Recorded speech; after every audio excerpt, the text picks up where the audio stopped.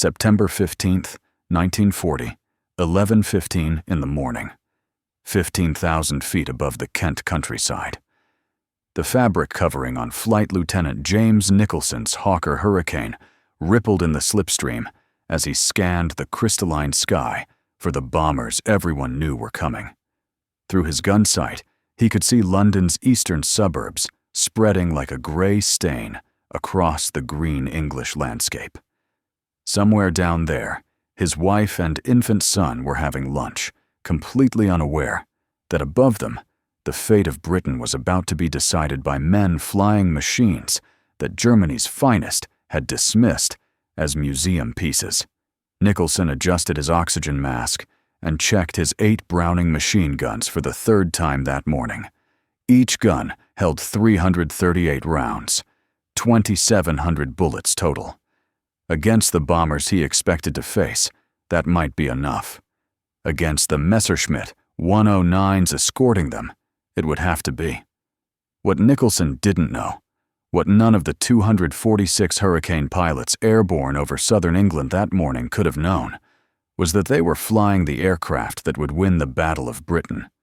Not the sleek Spitfire that grabbed all the headlines, not the cutting-edge technology everyone talked about, but the supposedly obsolete Hurricane, a fabric-covered fighter that German intelligence had written off as easy prey. The mathematics of survival were already written in the production ledgers at Hawker Aircraft's Langley factory. By September 1940, Britain had built 1,450 Hurricanes. The entire Royal Air Force fighter force depended on this single-seat monoplane that looked like it belonged in the previous war. And in the next 6 hours, these outdated fighters would destroy more German aircraft than on any other single day in the war. The transformation from laughingstock to legend began 2 years earlier, in the offices of German military intelligence. The Abwehr's technical assessment of the Hurricane, compiled in March 1938, made for confident reading. Their analysts had studied photographs of the aircraft at the Hendon Air Display and interviewed German pilots who had observed RAF exercises. The conclusion was unanimous. The Hurricane represented outdated British thinking, a transitional design that would be obsolete before war even began. Major Hans-Jürgen Stumpf, Luftwaffe intelligence officer, wrote in his classified report, "The British Hurricane fighter employs fabric covering over a metal tube frame, a construction method we abandoned in 1933. Its fixed-pitch propeller limits performance. The wing armament of rifle-caliber machine guns cannot penetrate armor. Against modern all-metal fighters with cannon armament, it represents no serious threat." The report made its way to Reichsmarschall Hermann Göring, who laughed when he read it. "The British are building biplanes with one wing, removed," he supposedly told his staff. "When our Messerschmitts arrive over England, these Hurricanes will fall like autumn leaves." What German intelligence missed was that Britain's supposedly primitive construction methods were actually brilliant engineering. Sidney Cam, the Hurricane's designer, had deliberately chosen fabric covering for the rear fuselage. It was lighter than metal. It was easier to repair. Most importantly, it could be manufactured quickly by semi-skilled workers using traditional techniques. While Germany's advanced all-metal fighters required specialized welding and complex assembly, British furniture makers could build Hurricane fuselages. Wing Commander Peter Townsend, who would become one of the Hurricane's greatest advocates, later recalled seeing the first production model in 1937. "Everyone wanted to fly Spitfires," he said. The Hurricane looked agricultural by comparison. Bulky nose, fabric tail, thick wings. But when you flew it, you discovered something remarkable. It was stable, forgiving, and built like a brick privy. You could throw it around the sky without worrying about breaking it. The Hurricane's origins lay in Britain's desperate attempt to rearm after years of neglect. In 1934, the Royal Air Force operated biplane fighters that would have been familiar to First World War pilots. The Bristol Bulldog, the mainstay of fighter command, could barely reach 200 miles per hour. When Germany revealed it had secretly built a modern air force, Britain faced the terrifying realization that its entire fighter force was obsolete. The Air Ministry issued specification F.7/30, calling for a fighter capable of 300 miles per hour with 8 machine guns. Sidney Camp's design team at Hawker Aircraft faced a dilemma. They could design an all-new revolutionary aircraft, which would take years to develop. Or they could adapt their existing Fury biplane design, keeping the best features while adding modern elements. Camp chose evolution over revolution. The prototype Hurricane first flew on November 6, 1935. Test pilot, Flight Lieutenant Philip Edward Gerald Sayre, climbed to 15,000 feet above Brooklands and pushed the big fighter through its paces. What he discovered was an aircraft with contradictions. It looked old-fashioned, with its fabric-covered fuselage. But it flew like nothing Britain had built before. The Rolls-Royce Merlin engine produced over 1,000 horsepower. The thick wing provided stable gun platform and excellent low-speed handling. The wide-track undercarriage made it easy to land. Most importantly, it could be built quickly. The first production Hurricane flew in October 1937. By September 1939, when war broke out, the RAF had 497 in service. Germany had spent the same period perfecting the all-metal Messerschmitt 109, a superior fighter in many ways. But Germany had built fewer than 400 when the war started. The Hurricane's baptism of fire came over France in May 1940. The results seemed to confirm German prejudices. Messerschmitt 109s bounced Hurricane formations with impunity. The German fighters were faster, climbed better, and dived faster. In the first week of fighting, the RAF lost 75 Hurricanes. German pilots reported that the British fighters were easy meat. What the Germans failed to notice was that most losses came from being caught by surprise. In actual combat, when Hurricane pilots saw their attackers coming, the results were very different. The Hurricane could turn inside the Messerschmitt. Its 8 machine guns, while lacking the punch of cannon, created a beaten zone that was nearly impossible to escape, and it could absorb battle damage that would have destroyed more lightly built fighters. Squadron leader Peter Townsend scored the Hurricane's first confirmed kill on February 3, 1940, shooting down a Heinkel 111 bomber over the North Sea. His combat report noted, "Approached from astern, opened fire at 200 yards, observed strikes along fuselage. Enemy aircraft caught fire and crashed into sea. Hurricane sustained no damage." By the time France fell in June 1940, Hurricane squadrons had claimed over 300 German aircraft. But they had lost 250 Hurricanes in the process. The British Expeditionary Force abandoned another 175 on French airfields during the evacuation. Fighter Command faced the Battle of Britain with barely 600 serviceable fighters. Of these, 331 were Hurricanes. German intelligence estimated Britain had perhaps 200 fighters remaining. They were wrong by a factor of 3. More importantly, they didn't understand that Hawker Aircraft was producing 18 Hurricanes per day.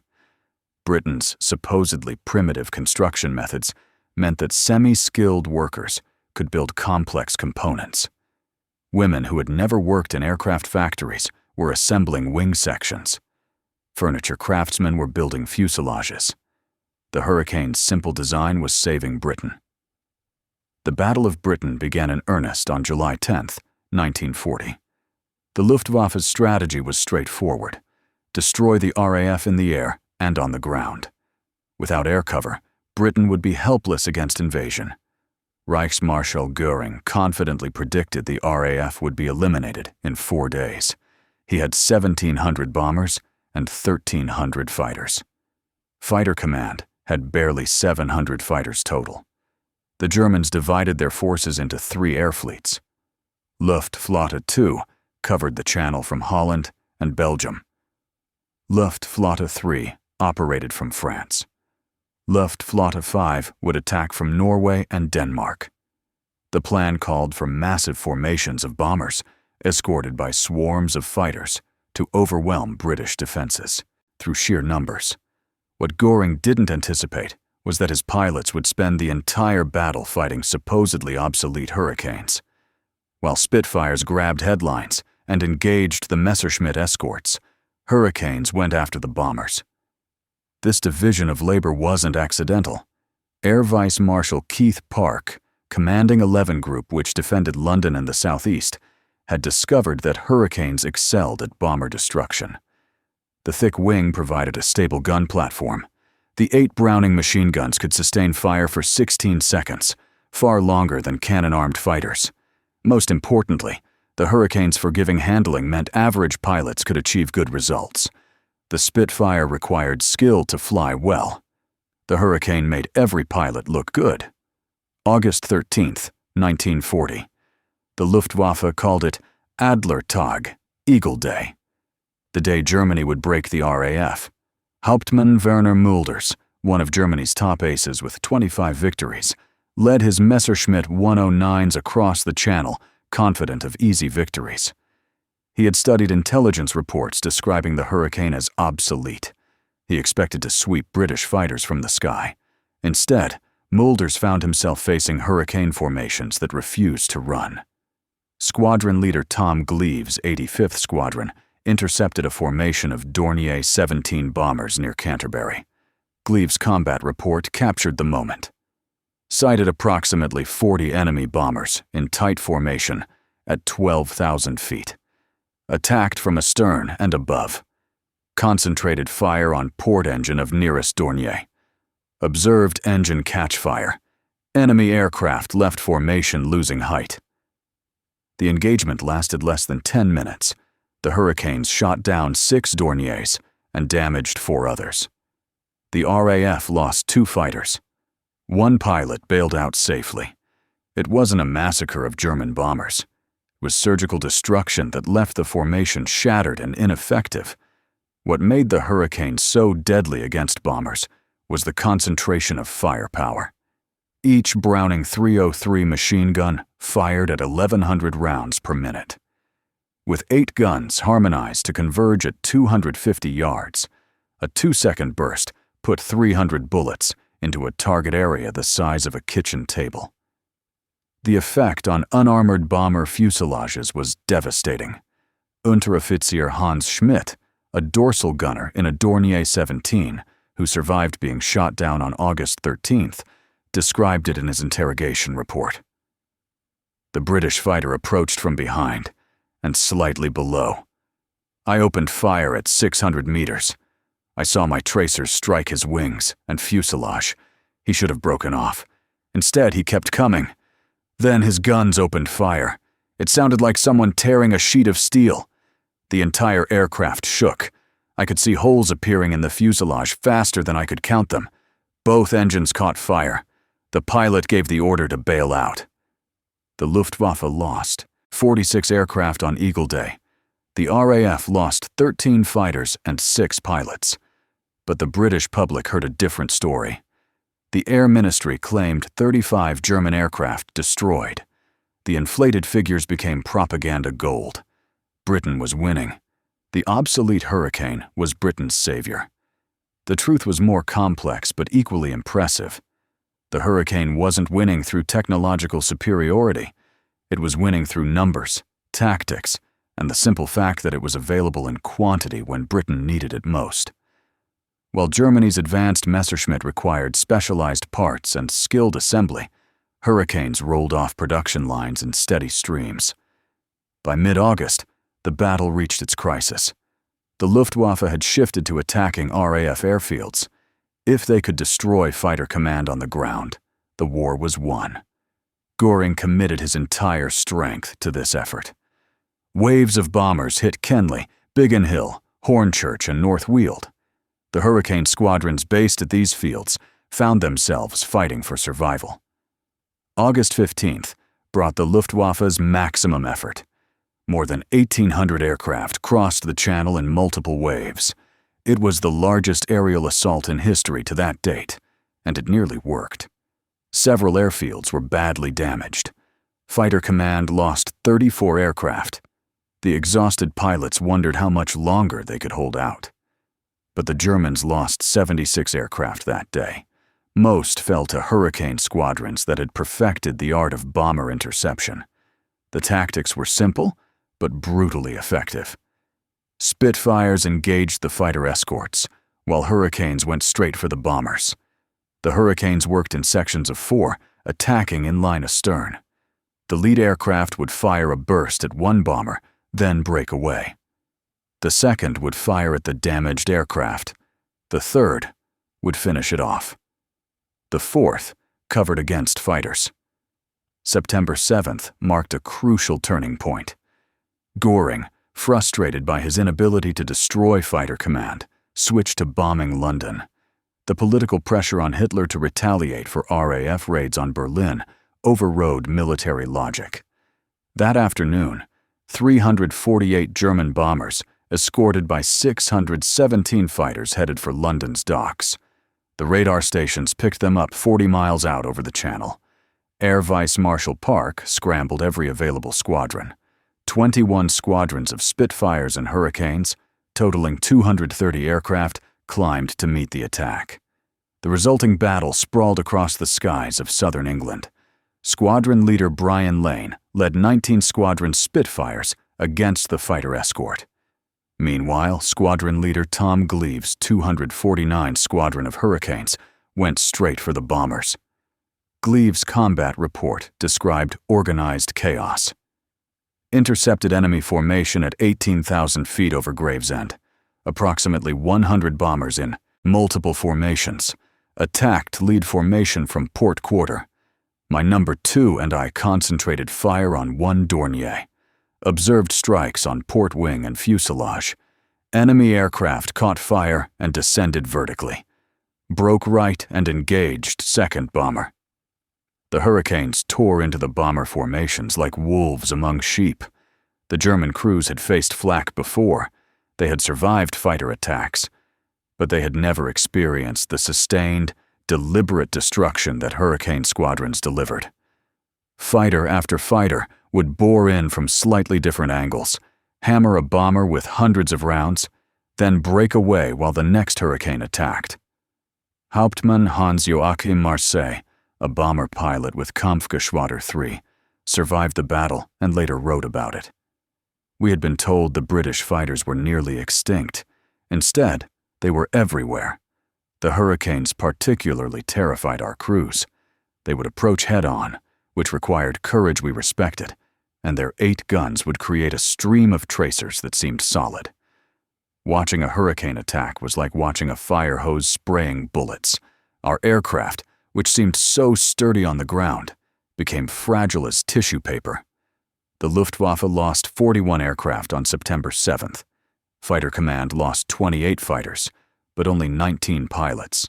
The raid killed hundreds of civilians in London's East End, but it also meant the RAF's airfields would survive. Göring had blinked. September 15th, 1940, would become immortalized as Battle of Britain Day. The Luftwaffe mounted its largest daylight raid yet. 2 waves of bombers, totaling over 400 aircraft, attacked London in the morning and early afternoon. Fighter Command threw everything available into the battle. Every serviceable Hurricane and Spitfire in southeast England scrambled.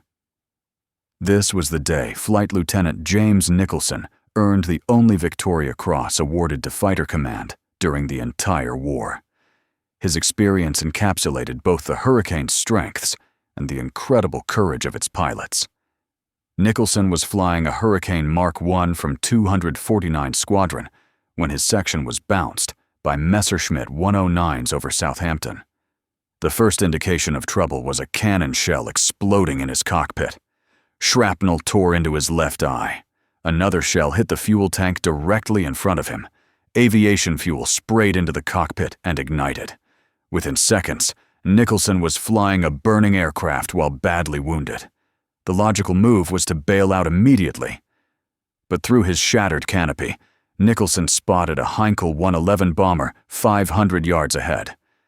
Nicholson pushed his throttle forward and lined up his shot despite flames consuming the cockpit. He opened fire at 200 yards. The 8 Browning guns hammered the bomber for 3 seconds before the Hurricane became unflyable.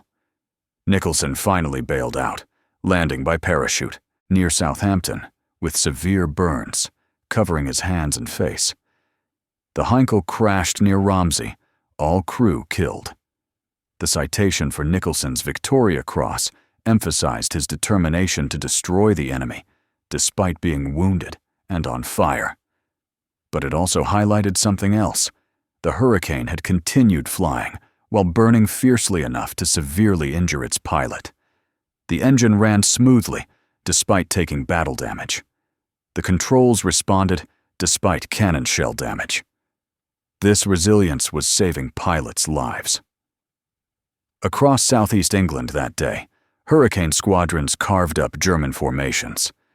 615 Squadron, flying from Kenley, intercepted a formation of Dornier 17 bombers at 15,000 feet. Squadron leader Joseph Cale led his 12 Hurricanes in a textbook attack. The first section hit the bombers from astern. The second attacked from the beam. The third delivered head-on passes. The bomber crews broke formation trying to escape. Individual Dorniers scattered across the sky, making them easier targets. Over the next 10 minutes, 615 Squadron shot down 5 bombers confirmed. They damaged 3 others so badly they crashed before reaching France. The squadron lost 1 Hurricane. The pilot bailed out with minor injuries. The destruction of bomber formations became almost routine for experienced Hurricane squadrons. The tactics evolved through hard experience. Attack from astern, or the quarter, where the bomber's defensive fire was weakest. Concentrate on one bomber until it fell, rather than shooting at many. Break away before getting too close to avoid debris. Come back for another pass if ammunition remained. Sergeant Pilot Ray Holmes of 504th Squadron took these tactics to their logical extreme. Intercepting a Dornier 17 over London, Holmes fired all his ammunition in a sustained burst that started fires in both engines. But the bomber kept flying toward central London. Holmes, flying a Hurricane that had already absorbed several hits, made a decision that seemed insane to witnesses on the ground. He rammed the bomber. Holmes later described the impact. I came up underneath and struck his port wing with my propeller. The Hurricane's nose lifted violently. The Dornier's wing folded, and it went down. My aircraft was quite finished. The engine had stopped, and the propeller was just a jagged stump. I bailed out over Chelsea. The bomber crashed near Victoria Station. Holmes landed safely on a rooftop in Pimlico. The Hurricane absorbed the impact well enough that Holmes escaped with only minor injuries from the bailout. The fabric-covered fuselage that German intelligence had mocked so thoroughly proved far more damage-resistant than metal-stressed skin. Battle damage that would have torn apart an all-metal fighter often did little more than create holes that could be patched with fabric and dope. By day's end, on September 15th, the Luftwaffe had lost 56 aircraft. The true number was lower than the 185 initially claimed by Fighter Command. But even the actual losses were unsustainable. More importantly, 2/3 of the German losses were bombers. The Hurricane squadrons had systematically destroyed the striking power of the Luftwaffe's daylight bomber force. Fighter Command lost 29 aircraft that day, but only 13 pilots. The mathematics of attrition were working in Britain's favor. For every British pilot lost, Germany lost 2. And Britain could replace pilots faster through an accelerated training program. Hurricane production exceeded losses by a comfortable margin. Germany's complex Messerschmitt production struggled to replace losses while also expanding the fighter force.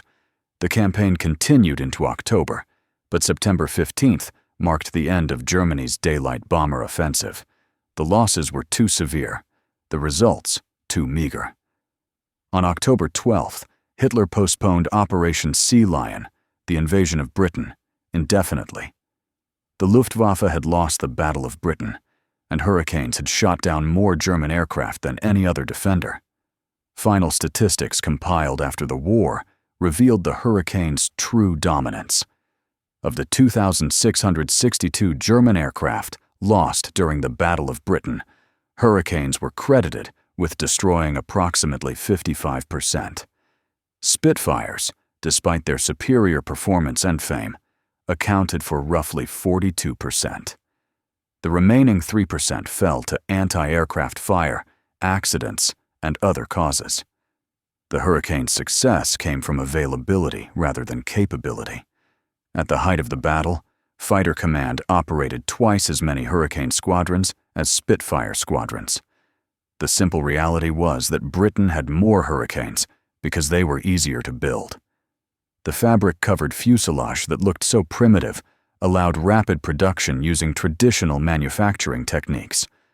Oberleutnant Heinz Knoke, a Messerschmitt 109 pilot who survived the Battle of Britain, wrote in his diary about the hurricane's impact. "We were told these aircraft were obsolete, easy victories. Instead, we found them everywhere, waiting at every altitude. Their pilots were brave to the point of madness. They would attack our formations head-on, their 8 guns creating a wall of fire we could not penetrate. We learned to fear the hurricane more than the Spitfire. The Spitfire was faster and climbed better. But there were always more hurricanes." The technical reasons for the hurricane's success extended beyond simple numbers. The thick wing design that looked old-fashioned provided crucial advantages. The large wing area generated lift at lower speeds, giving tight turning radius. The wing's internal structure was exceptionally strong, allowing violent maneuvers without structural failure. And the wing's thickness allowed fitting 8 machine guns without complicated mechanisms. The Browning 303 machine gun installation was brilliantly simple. 4 guns mounted in each wing, arranged to converge their fire at a preset distance. The original convergence setting was 400 yards, later reduced to 250 yards for increased concentration. The guns were electrically heated to prevent freezing at altitude. Electric motors cocked them before takeoff. Pneumatic systems charged them after firing. Each gun held 338 rounds in a box magazine. At 1,100 rounds per minute, the pilot had about 16 seconds of firing time. This sounds brief, but combat engagements rarely lasted longer. A skilled pilot could destroy a bomber with a 3-second burst. The ammunition load of 2,700 rounds weighed nearly 600 pounds, but it meant a hurricane could engage multiple targets on a single sortie. The ammunition itself was carefully designed. Standard ball rounds for general damage, armor-piercing rounds for penetration, incendiary rounds to start fires, tracer rounds for aiming. A typical belt mixed these types in patterns optimized for bomber destruction. The tracer rounds, while useful for aiming, also served psychological purposes. The streams of tracers terrified bomber crews even when the bullets missed. Ground crews could rearm a Hurricane in under 20 minutes. The ammunition boxes were easily accessible through panels in the lower wing surface. A team of 4 armorers could reload all 8 guns, while other crews refueled and performed basic maintenance. This rapid turnaround meant Hurricane squadrons could fly 3 or 4 sorties per day during the battle's peak. The Rolls-Royce Merlin engine proved equally important to the Hurricane's success. This liquid-cooled V12 produced 1,030 horsepower initially, increasing to 1,285 horsepower in later versions. The engine's reliability was legendary. Hurricanes routinely returned from combat with damaged cooling systems, rough-running engines, or battle damage that would have stopped lesser power plants. Flight Sergeant George Unwin of 19th Squadron returned from a mission on August 30th with a Hurricane that had taken cannon shell damage to the engine. The glycol coolant tank was punctured. The engine temperature gauge showed well into the red zone. Oil pressure was fluctuating, but the Merlin kept running long enough to get Unwin home. He landed with the engine seizing, but he walked away uninjured. The Hurricane's structure contributed to pilot survival. The steel tube frame covered with fabric created a strong cage around the cockpit. Multiple pilots survived crashes that would have been fatal in more lightly built fighters. The wide-track undercarriage absorbed heavy landings. The low-wing loading allowed slow landing speeds. These factors combined to make the Hurricane remarkably forgiving of pilot error or battle damage. Pilot training emphasized the Hurricane's strengths. New pilots learned to avoid turning fights with Messerschmitt 109s at high altitude, where the German fighter's fuel injection gave it advantage. Instead, they learned to fight in the vertical, using the Hurricane's superior turning radius at lower speeds. The thick wing generated more lift than the thinner Messerschmitt wing at low speeds, allowing tighter turns. The standard tactic against bombers evolved into a science: approach from astern and slightly below to minimize exposure to defensive fire. Open fire at 300 yards, close to 200 yards while firing continuously. Break away at 100 yards to avoid debris. The Hurricane's stability made this attack profile easy to execute, even for relatively inexperienced pilots. By November 1940, the Luftwaffe had abandoned daylight bombing of Britain. The night blitz would continue through May 1941. But the threat of invasion was over. Fighter Command had won. And the Hurricane, the supposedly obsolete fighter that Germany had dismissed, had been the primary instrument of victory. The Hurricane's success in the Battle of Britain transformed its reputation. Orders poured in from overseas. Canada built 1,400 Hurricanes under license. The Soviet Union received nearly 3,000 through Lend-Lease. The aircraft that had seemed primitive in 1938 was now equipping air forces around the world. Production accelerated through 1941. Hawker's factories at Langley and Brooklands ran 3 shifts. Gloucester Aircraft produced Hurricanes at Hucklecote. Austin Motors built them at Longbridge. The Canadian Car and Foundry Company manufactured them at Fort William, Ontario. At peak production in 1941, factories were completing nearly 500 Hurricanes monthly. The Hurricane evolved beyond its original fighter role.